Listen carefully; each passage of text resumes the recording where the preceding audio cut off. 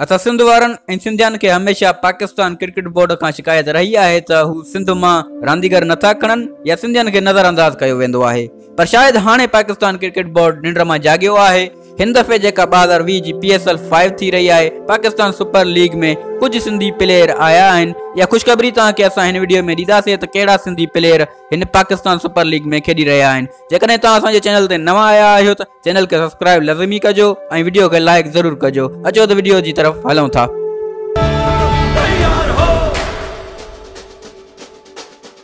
तैयार हो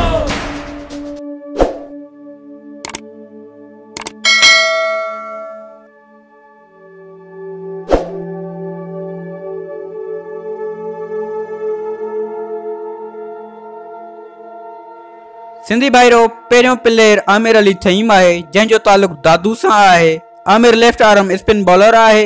आमिर अली थईम पाकिस्तान अंडर 19 क्रिकेट टीम में भी खेॾी चुको आहे। हिन वक़्त आमिर पाकिस्तान सुपर लीग में पेशावर ज़ल्मी जी टीम में खेॾी रहियो आहे। पहिरियों सिंधी आहियां जेको PSL में मां शरीक थियो, मतिलबु मूंखे एतिरो चांस मिलियो आहे। मां शुक्रगुज़ार आहियां जावेद आफ़रीदी जो, जीअं मूंखे टीम में पिक कयो।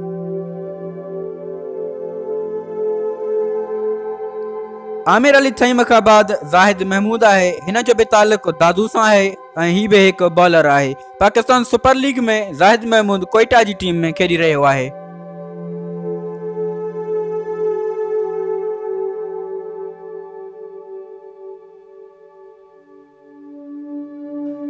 आमिर ऐं ज़ाहिद खां बाद सिंधी भाईरो तव्हांखे ख़ुशख़बरी ॾींदा हलूं त शर्जील खान बि PSL में मोटी आयो आहे।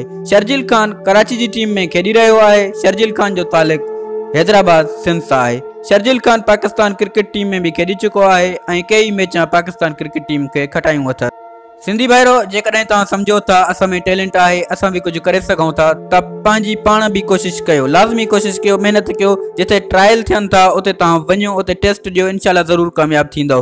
कराची में भी ट्रायल थियनि था, हैदराबाद में थियनि था ऐं ॿियनि खोड़ शहरनि में थियनि था। तव्हां पाकिस्तान क्रिकेट बोर्ड जी वेबसाइट विज़िट कंदा रहिया कयो ऐं उते ॾिसंदा रहिया कयो। शेड्यूल हूंदा आहिनि ट्रायल जा, ऐं लाहौर कलंदर ऐं कराची किंग्स अहिड़नि पेजनि ते बि विया कयो फेसबुक जा, त उते भी ख़बर पवंदी आहे त किथे ट्रायल हली रहियो आहे। महिनत कयो, कोशिश कयो, इंशाल्लाह ज़रूर कामयाब थींदो। असांजी नेक तमन्नाऊं हर सिंधी प्लेयर सां गॾु आहिनि, इंशाल्लाह ज़रूर कामयाब थींदा। जेकॾहिं वीडियो पसंदि आई आहे त वीडियो खे लाइक ज़रूर कजो ऐं चैनल खे सब्सक्राइब कजो। असां रोज़ानी जी बुनियाद ते का न का दिलचस्प मालूमात ॾींदा रहंदा आहियूं। मिलूं था नेक्स्ट वीडियो में। अल्लाह हाफ़िज़।